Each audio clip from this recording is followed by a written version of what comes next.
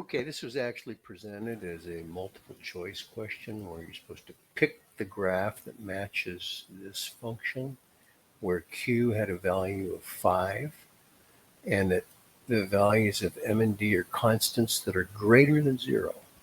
Okay, now, so if D is greater than 0, that causes a horizontal shift to the left. So you have to pick a graph that's to where the x-intercept is to the left of the y-axis.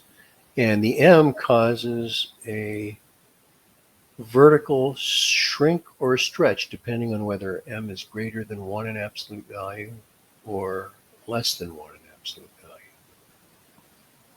Okay, so I'm going to go to Desmos and make some changes here.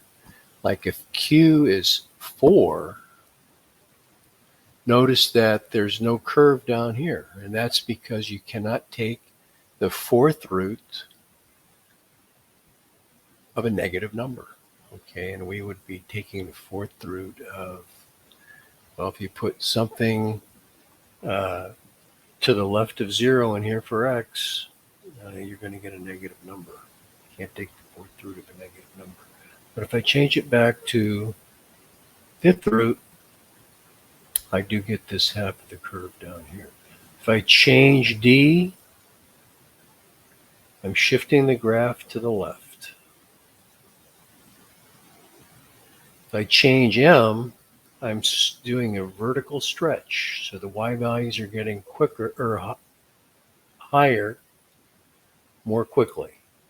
If M happens to be less than 1, but greater than 0, it's a vertical shrink or compression. Okay, so, and if I leave it at 1, that would be the original. If I try to put D to 0, this point right here is at the origin. Okay, but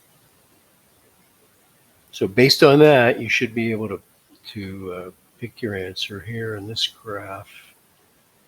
You can slide the point around to see different values. Okay, there's -2, 0 when D is 2. There you go. Hope that helped. If you have any questions, post a comment.